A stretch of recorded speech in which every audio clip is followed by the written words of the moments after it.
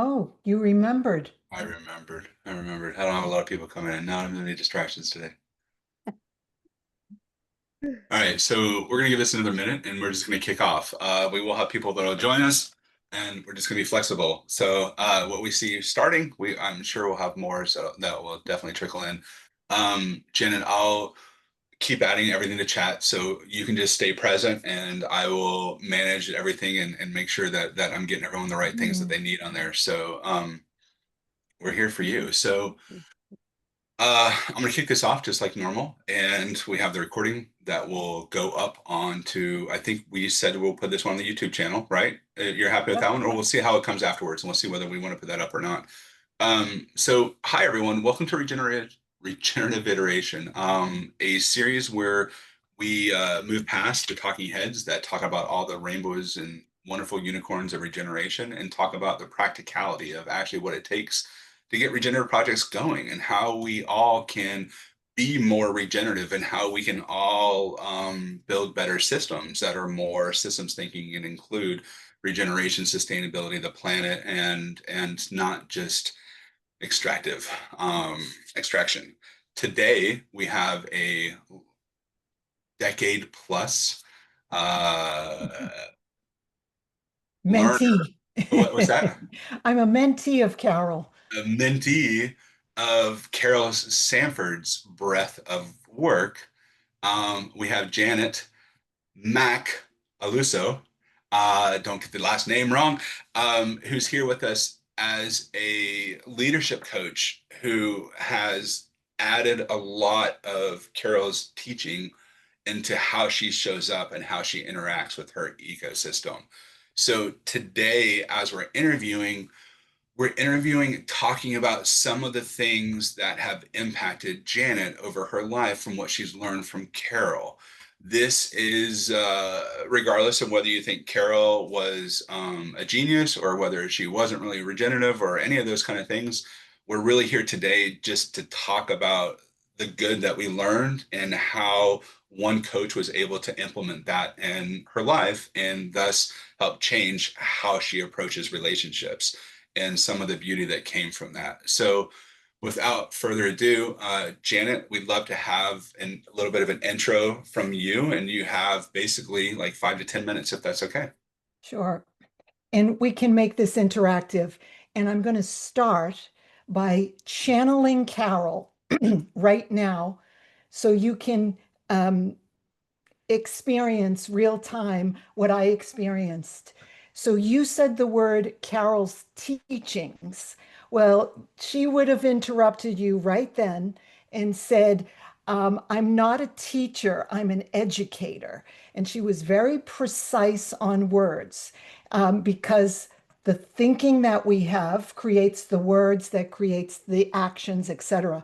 So I just thought I would even start. You gave me the opportunity to channel Carol, and I'll do that if it comes up again. So you will get to experience that. So she called herself a positive contrarian. Sometimes it felt like a whack or a pull on the ear. It was done with love. And, so I do it as well. A little bit about me. I spent 27 years inside of large global corporations, and probably for 15 years, I was the head in different companies, of leadership and organization development.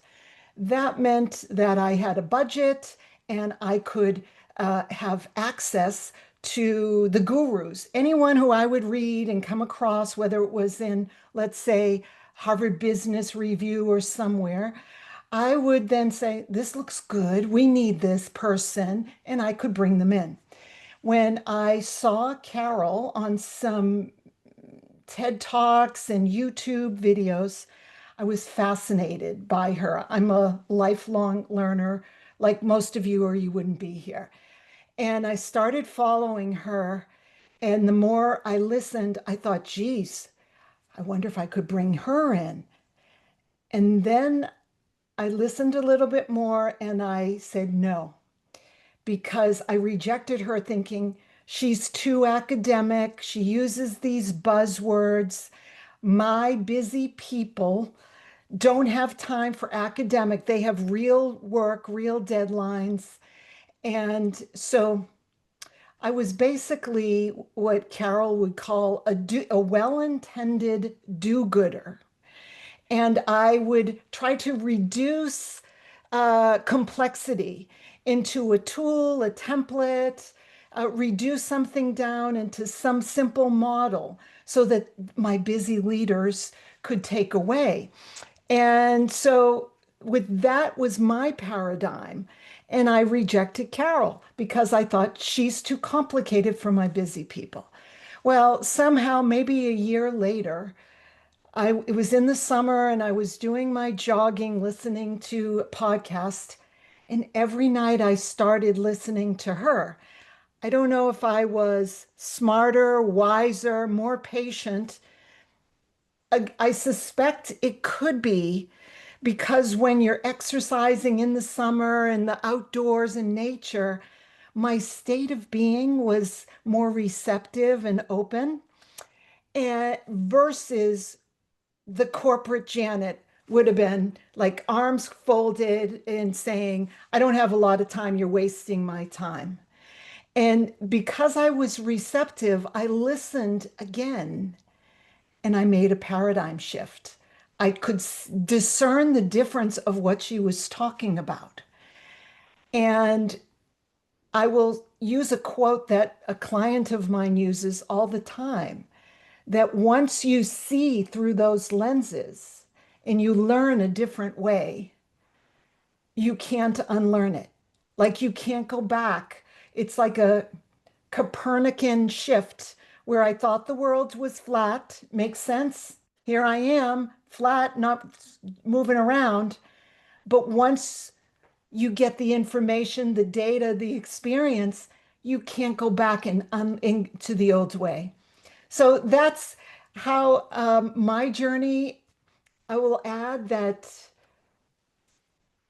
I said to you, Sage, she wouldn't call herself a trainer, she would, or a teacher. She would say that's for rats and give a whole story of that. See David laughing.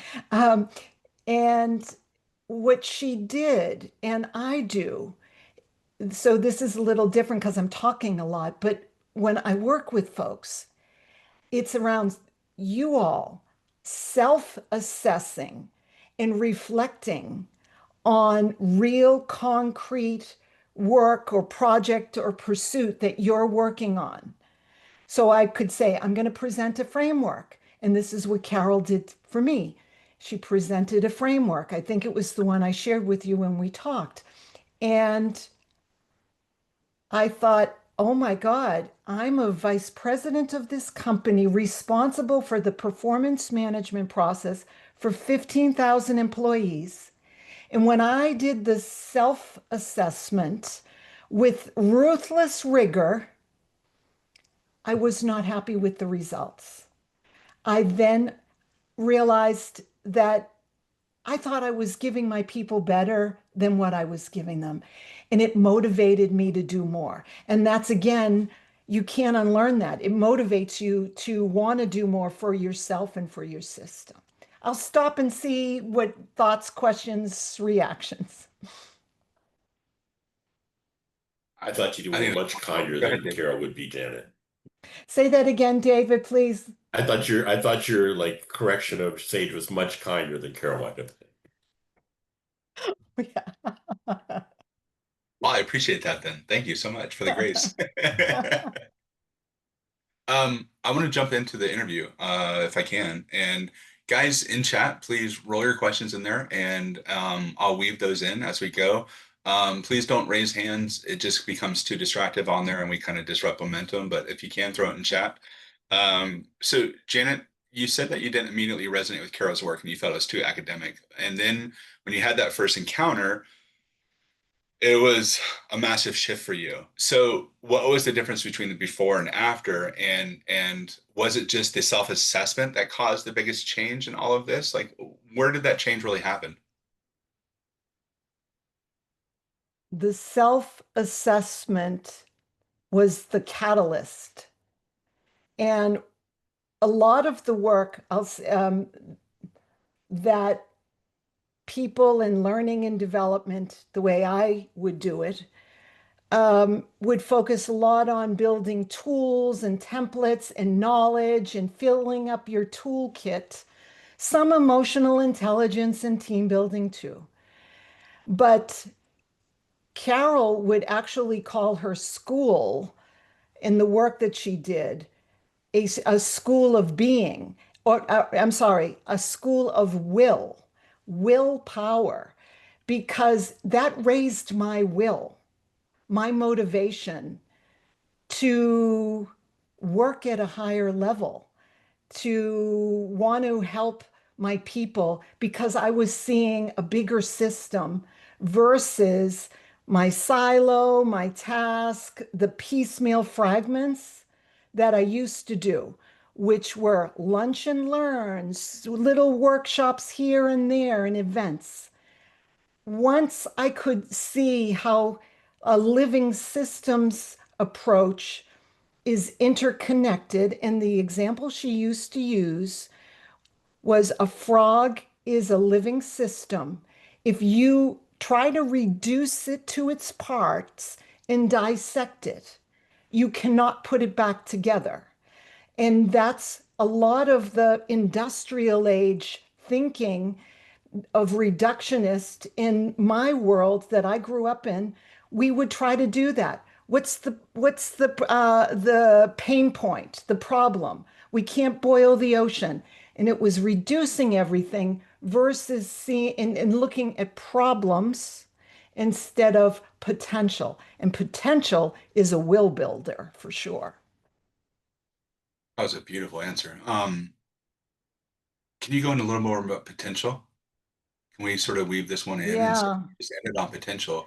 How does Carol look at the potential, and how does she evaluate sort of like where the realm of possibilities are from that potential?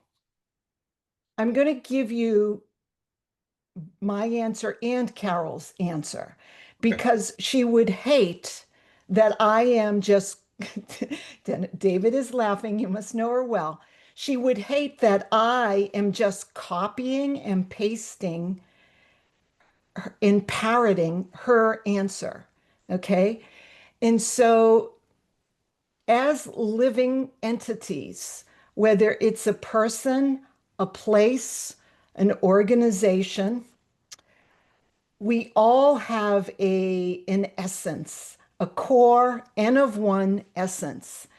And the Norse term, through some study that's not from Carol, because I have regenerated her thinking, the ancient Norse thinking actually called it a weird, WYRD, a noun weird, and I call it your weird essence. So you all have a weird essence. It's a unique N of one, only you have it. And what, as a living system, life, all of us are seeking to evolve and become our next potential. And so as our essence emerges and comes out, it's evolving to its potential, whether it's your team, your organization, um, we all have this essence.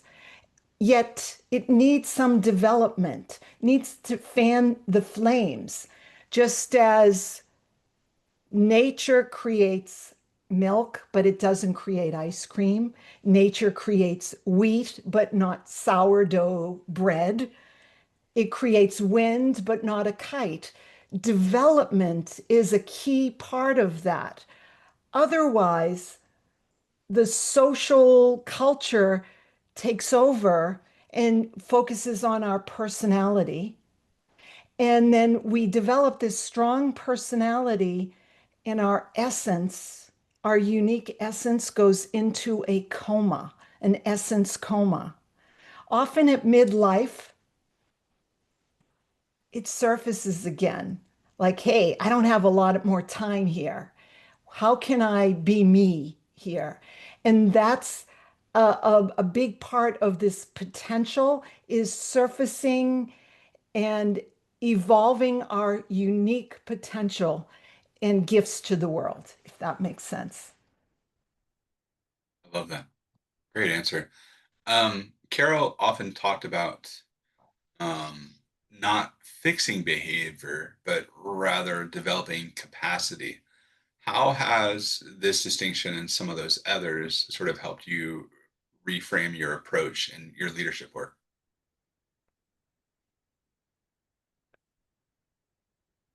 I used to call myself uh, a senior problem solver, and every day felt like that pinball game, whack-a-mole, just focusing on firefighting and reacting. Um, and that was looking at problems. And this work linked to the essence that wants to express itself and its essence potential is focused not on problems and fixing them, although we need to fix some problems, but equally focused, if not more, on how do we develop the capacity to evolve to the future, the next stage, the next iteration that our essence is seeking to grow into and become. It's not all about, I got certified yoga teacher, meditation teacher, and a lot of that feels like I'm in the state of being, nirvana, I'm calm. Yes, it's that state of being is important, but it's also about the state of becoming. And becoming is not comfortable. Becoming feels like tight shoes. And and we can automatically revert to comfortable habits, automatic pilot habits versus trying to be conscious, because this is like elevating our consciousness. I'll stop there. Feel free. I'm Italian. I don't mind being interrupted at all. So if you have any questions or thoughts, feel free. That's great. Um, what did you learn from observing Carol's way of engaging others? How she listened, how she challenged, which sounds like it could be possibly received as ruthless, and or how she invited sort of reflection. She did. I want to go back to something else that I thought of too, but I will say, Go ahead. you asked me, what do I call myself? And I said, to the uninitiated, I call myself a coach. But I really call myself a resource, and that is returning power to the source, the other person. And so Carol's interaction with us was resourcing. And she would use the Socratic method to help us grow versus I'm the what is it, the sage on the stage, or, the expert. Because look, I went to 12 years of parochial school. I was a good girl. I would obey the benevolent authority figure. And she would say, stop that and think for yourself. And that's what was her interaction. And so the skill that I'm always trying to keep growing in myself is those Socratic questions to help not lead the witness, but to help the light bulb go off on them wherever it goes. And I wanted to go back, if you don't mind. I thought of something else about what she did for me with this problems. Um, so part of my work was talent management. And this links to how did my work change after working with her. For years, I got certified and trained by like the elite consulting firms on their best practices of how to do things like talent management. And we had a 9 box grid on performance and potential. And we would rate our unique N of one people to force fit them into one of those 9 boxes. Now, if you have children or someone you love, would you like someone to take a snapshot of your maybe person at the not the best moment and put them into that box? We're unique, evolving, dynamic systems.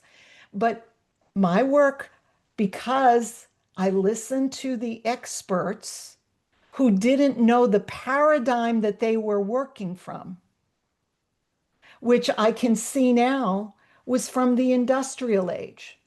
So these things like the bell curve, that was great for removing scrap from factories. But then John Watkins perhaps said to maybe Henry Ford in his factory, what I did as an engineer in your factory, we can do for people. And we can put people on a spectrum of high, low, medium, or high potential, low potential, no potential. So when I learned what is the source of the work that in the tools and the templates that I learned from the gurus, I learned that that 9 box was created, I don't know, 40, 50 years ago with McKinsey and GE to, and Carol didn't tell me this. I was motivated to do my own research now to say, what's the source of this work that I'm rolling out to 15,000 employees? And I realized that it was used for GE to assess businesses. Should we acquire them or divest them? And then they said, let's put people in it. Same thing, high, low, medium. So once you start realizing, I want to go to the source, not just fill up my toolkit with tools that look sexy, and you realized it was sourced from industrial age or an outdated model, it made me say, I don't want to do that anymore. And then we did analytics on those 9 boxes. And that was even worse. But what I meant was the work that we put into it wasn't getting the return on all the energy invested. I don't know if any of you have done any of these succession planning, talent management types of things. Absolutely. Absolutely. We have a wealth of diverse backgrounds here. I'm sure we have several in the audience. I usually kind of teach them to not come out of mic and just do that because I can keep the questions going. But I think Okay, you good. need a session on here, which is fine. Does anyone want to come off of mute and speak to what she's talking about? Does anyone want to? We can do that for a Sure. moment. Yeah, I worked at GE also. About 10 years ago, and frightening place, really scary as far as how it dealt with people. I actually talked to someone who was involved. She was a psychologist. She was involved in assessing the folks at their headquarters there for what they're. Crotonville. Yeah. Oh, you're familiar with it. Yeah. So I've been they're there. not. I used to teach there. Yeah. Yeah. So they found out that most of their senior managers were sociopaths, were coming back as sociopathic. And there's this one quote, it's heart-wrenching. The woman says, shocked at her results, going like, I wasn't like this before I started working here, which means, and I saw the process of how they trained their senior managers to be absolutely ruthless in Mhm. concern for just profit, profit, profit. Frightening how they treat people and train people. We were constantly abused, literally, actual, official, certifiable bullying and abuse, to the point where I started distributing flyers from my daughter's school training on how to deal with bullies to the general public in the area that I was at, where this guy was connected to. They finally shipped him off to Texas. Thank God. That's probably where he belongs. I don't know, but pretty nasty experience there. So I was going to ask you as a resource question, what shifted in you when you experienced that? And I think you said you then went and did Yeah, some I work. was like mad as hell. It's not going to take it anymore. No one was doing anything, and I'm there with my colleagues, agile coaches. You probably dealt with agile coaches in training and learning. We sort of overlap in some ways, and they weren't freaking doing anything except bitching and complaining about it. You're like, I'm going to do something. Of course, I got fired shortly thereafter, but I mean that was expected. I was ready for that. It's just what you got to do, I guess. Thank you. Thank you, Jenny. Sage, I don't want to keep you if you want to No, no, keep me on it's the fine. roll. So I got it. Dr. Brian, you want to come off of mute? Go ahead. Yeah. Well, I experienced this directly in engineering companies in Silicon Valley where the management generally wanted to treat engineers not as craftsmen, but as replaceable commodities. And the craftsmen had special skills, of course, and were not replaceable.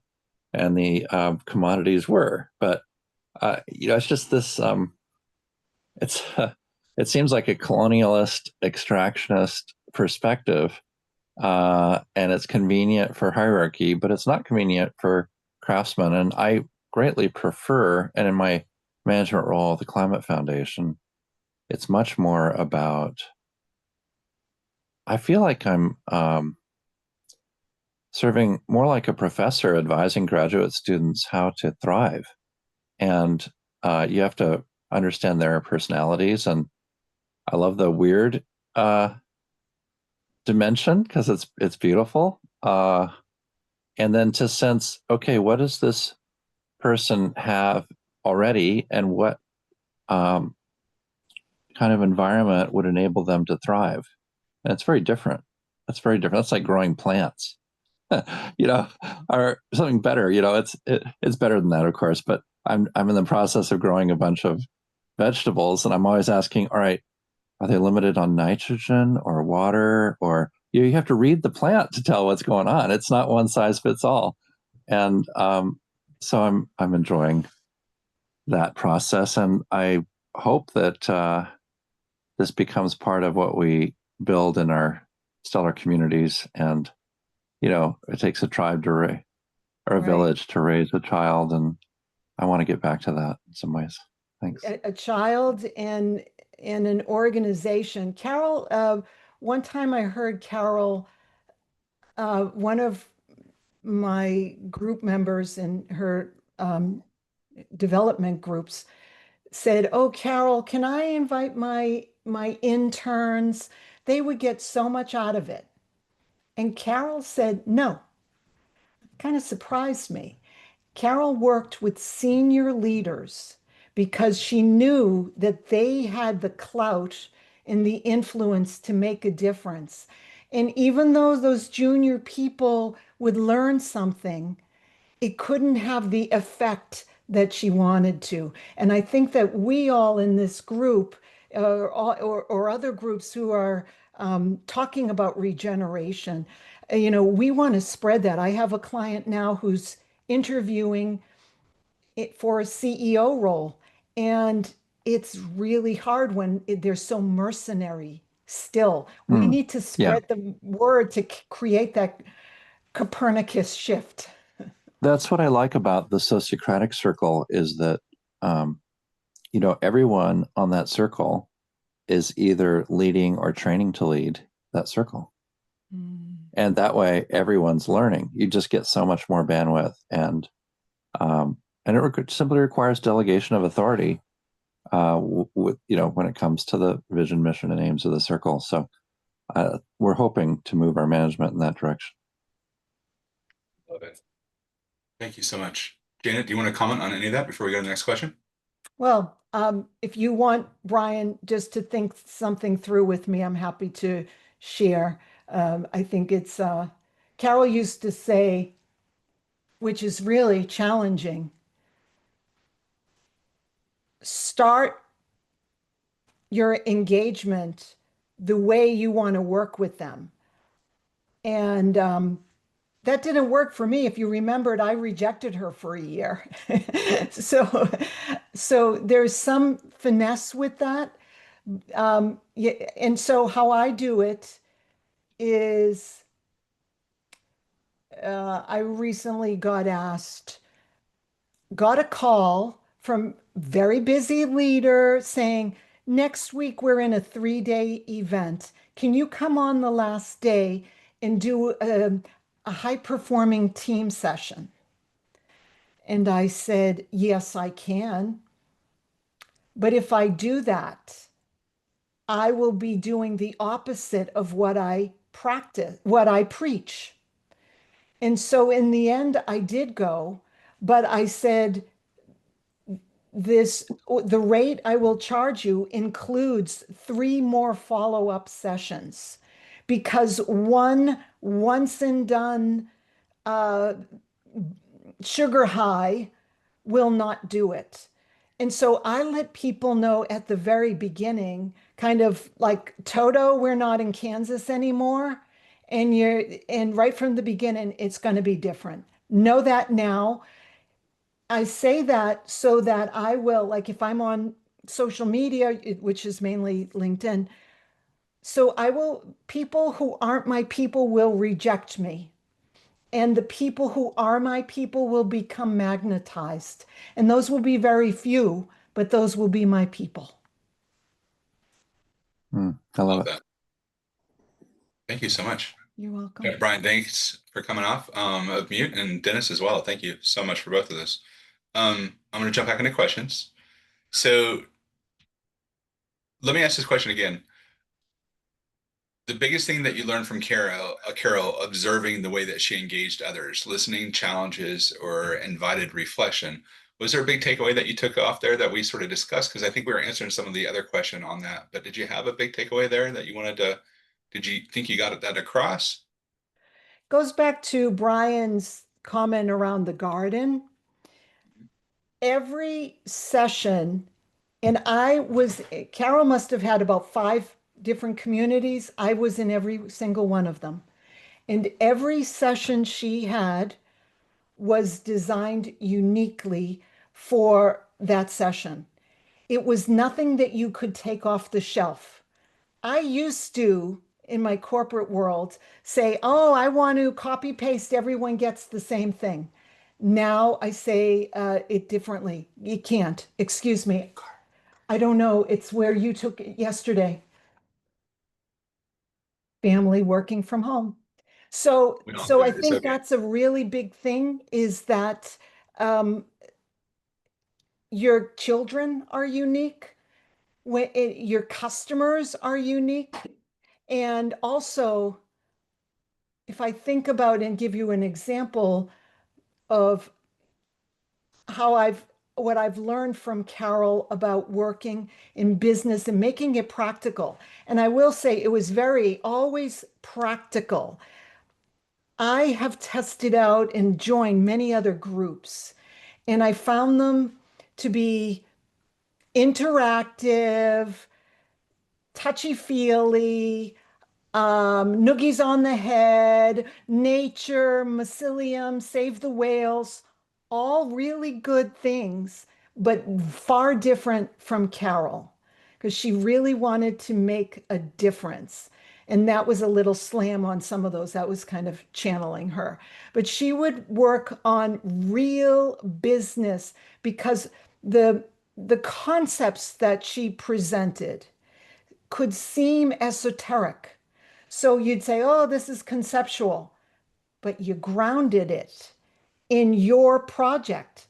And I wouldn't let people go and do the assessment and the exercise until they had a project pursued, a conversation, a meeting that they could work on for that. And that really grounded it and they could go forward.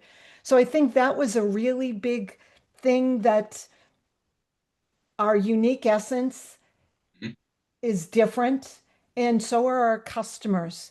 So a client, I don't have my phone with me, client working with Novo Nordisk, which is very green. Their identity is very sustainable, etc. So, but they finished the task and said, oh, look we made this with less material. Aren't you happy?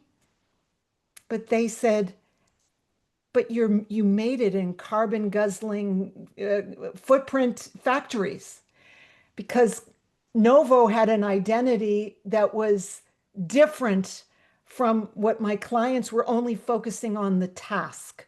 But once you think about the end user or the patient or the customer, and who are they seeking to become in the world? Not just, oh, get this done fast because they want it. Then you're going to work at a partnership level, at a higher level. And her word, which I love, is you will become non-displaceable. So that's a little bit That's a more great that I word. learned from her. I like that. Hey, I'm gonna rewind you just a little bit. So you said earlier that when you're talking about using the sociocratic method and you're using that as part of your questions, can you give an example of how one of your questions might be formed in the past and then how you evolve that to today? Because like seeing some of that evolution in practice as far as how you're asking these questions could sort of help anyone here say, oh, okay, it's some of the ways that we frame these things. And I don't know if you have like one or two just off the top of your head, but First of all, I don't know if it's the same thing. I said Socratic from Socratic, I'm sorry, Socrates. Socratic. Okay. Yeah. Okay. I don't know if that's the I'm sorry, same. I I think said Brian. sociocratic. I'm sorry, Okay, Socratic, that's please. fine. Okay, I'll give you one. And I do this like, and I invite you, if you're with people, to do it as well. For years, I would work in groups and, large groups, offsites, all of this, be the facilitator. And I'd have them do breakouts. Well, for probably the majority of the time, I would say, okay, group number one, could we hear from you? And they would look at the flip chart and they would read off the flip chart of what they did. Now I say to folks, slight twist. Okay, you just did that work. Do not regurgitate what's on the flip chart now. That's done. Given that you just spent a half hour, an hour working on that, what has shifted in you now? What has moved in you now? That's an example of, and I love this because it's an example of regeneration. I'm not going back to the past. That's done. You already had that conversation. Given that, how is your thinking evolving now? And so that would be something that real time I do that. And when they start reading off, and I'll stop them. I don't want that. You did that already. That's probably the one I have right off the top of my head. I love that. I think that needs to apply it into the public school system, like right away, because it's not just about what we do and our ability to recall these things. It's about how can we express that and what have we learned through that? How has it changed us and what we've learned through there? And then the critical thinking behind that. So, thank I you. That got was a another one, Sage. yeah, do it. I'm here. Let's go. So um, I've done a lot of coaching. I used to say, my intuition says that you're holding something back. That sounds pretty good. I felt pretty good with that question.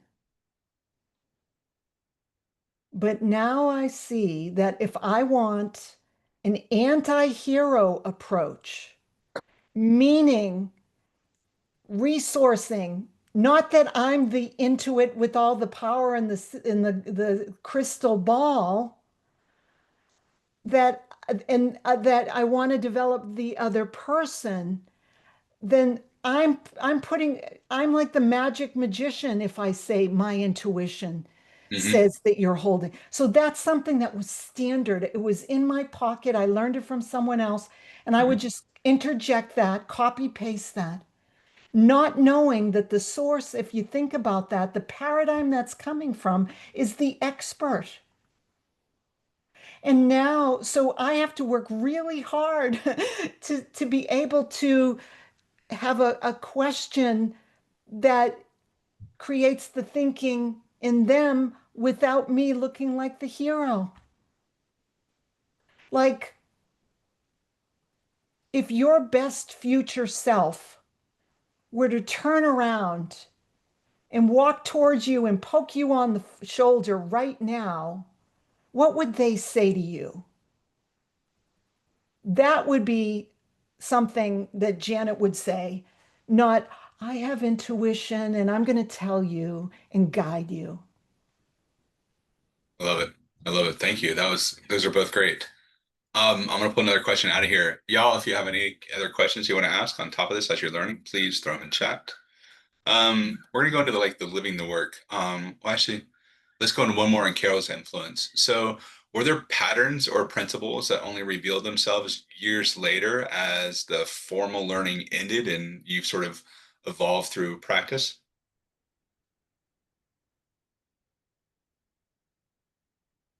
Not so much, because I learned in the workshops.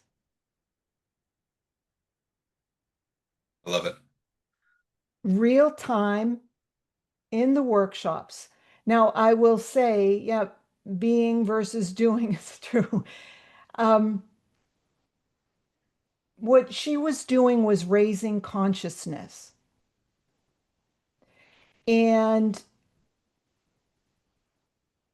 after those workshops, or when I would work with teams, I know that these senior leaders I would work out, they would walk out the door and they would collapse in the environment, going back to mechanical firefighting, because that was the oxygen that they were breathing. Meaning that to stay at a higher level of consciousness and awareness so that we're not collapsing to a lower automatic pilot paradigm, I continually work with other colleagues and we get together. Probably I'm in some group either once a week for an hour or every couple of weeks. In the work that I do for my clients when I'm designing, it makes me conscious because I write them the questions. So consciousness, I think, is very ethereal. And we need be, and it would, like gravity, we just get pulled down. And so, how do we rise above that? I find is through these communities. That was something that Carol believed in too, which is why she had so many. And now she's gone, and I still continue with some colleagues. And it's great to be here with you all. Beautiful. How do you translate Carol's framework into daily practice without reducing them into tools or checklist? So we kind of hit on this a little bit. I think I know the answer. Go ahead though, please.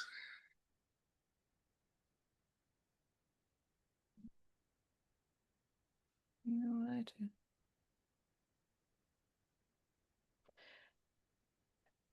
It can happen so easily. Example, like my son who just left. So he's learning to cook. And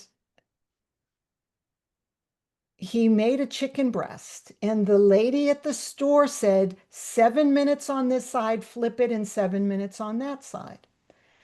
The next day, he wanted to make another one. I looked at it, it was a lot bigger than the first one. I kept it in longer. He he went, "You're gonna burn it, you cooked it too long." And so it's interesting because he was thinking it kind of in this linear, logical, standardized cookie cutter recipe checklist methodical way, where I saw the chicken as a dead living being. It was organic and it was a different size than the other one. And so a lot of the things that I think are important, and I see them now in people, is like they'll go, "Oh, well, this changed." And I'll say, "Of course it changed. It's a living system. Nothing stays the same." So it's still, it catches me often, but I'm also just probably equally caught by that now being part of me and in my own seeing that the world is different and I don't expect the same from people or places. I love that. I love that.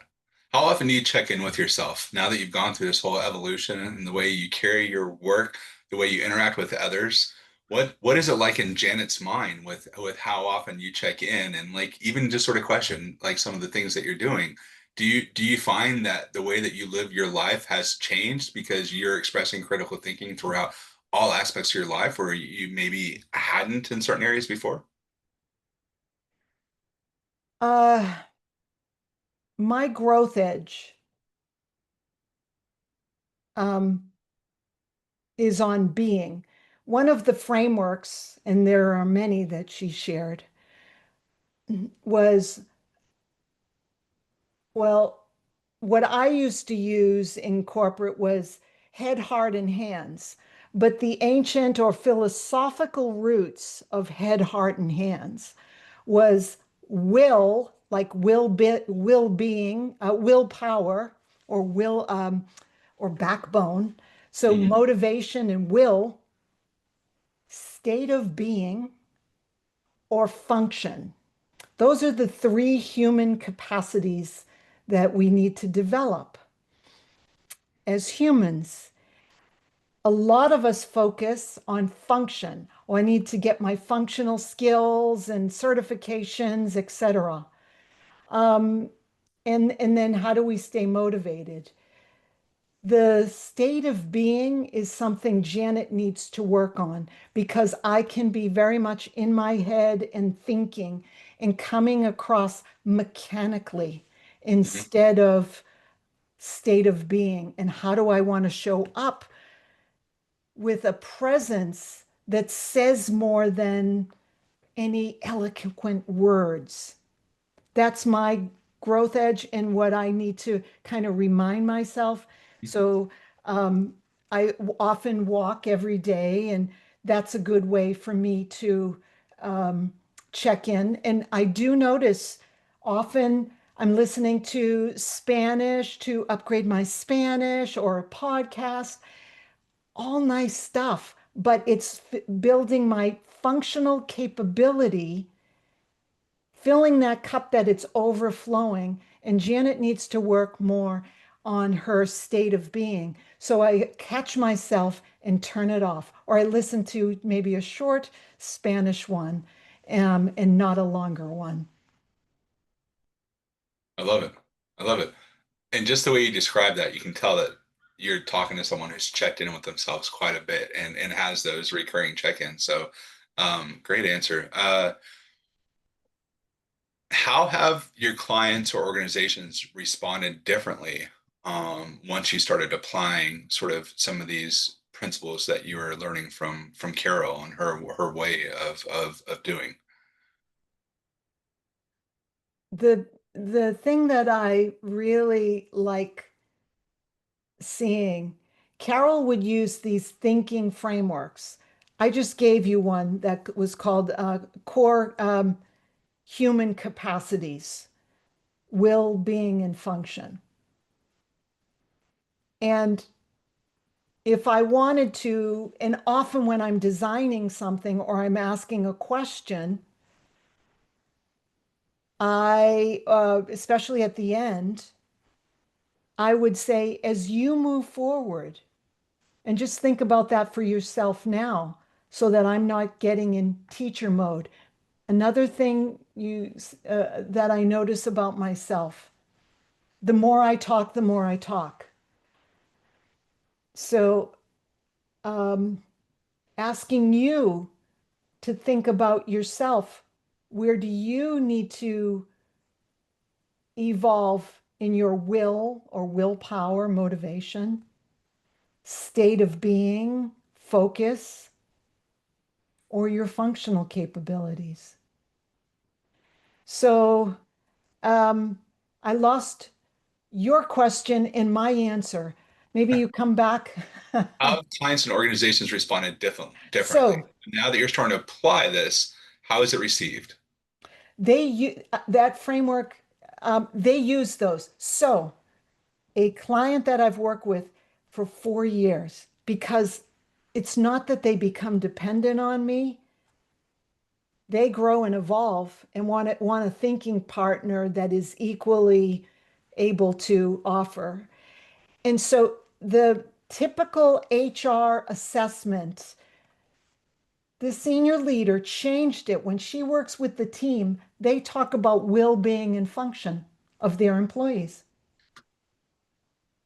They don't go to what I've done, probably at least in 10 different times in organizations, your core competencies. And at a different level, you should be this. I had four different levels of each competency. No, well-being and function. What's their willpower like? What are the functional capabilities they need to develop? What's their state of being? Are they always reactive, as an example?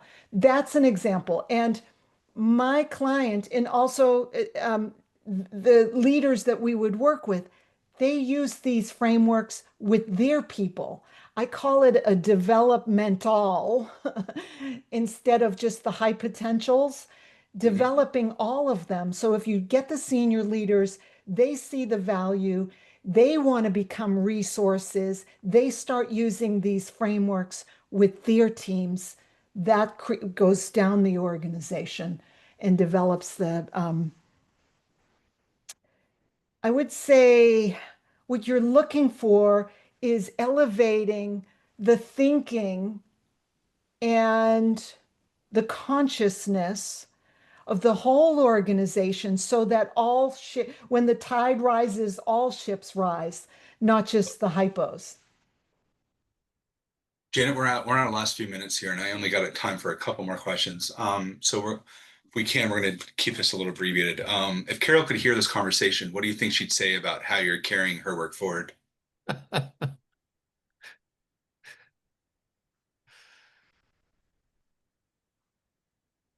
She'd hit me on the head and say, "Stop talking about me. I'm dead. What are you evolving and doing and in creating?" And I would have a good answer for that. But that's what she would say. I love it. I love it. Hey, Carol, Sage, whoa. What's the answer? Can I hear the answer? So what? Oh, this isn't a sales thing and it's not ready, but I'm creating my own community to do some of this work to continue. And I usually work with very senior leaders, and this time I found that I'm getting a lot of people saying, "Can you help me be a change leader this way?" And so I'm thinking of doing more of a very low cost thing to get more people. I'm getting older. I'm a grandmother. I can't, we need more people to elevate organizations fast. And so that's the what I'll keep you in touch when it's ready, but that's what I'm doing, carrying it my way through the weird essence, and some of the other things that I've created are my things. I have something called the ABCD effective change. That's based on Carol's work that was too complicated for me. So it's the same thinking, but I've done it. So Carol, if you can hear me, yes, I'm doing it. Oh, I love it. I love it. Dr. Brian, you got a quick one? Quick question?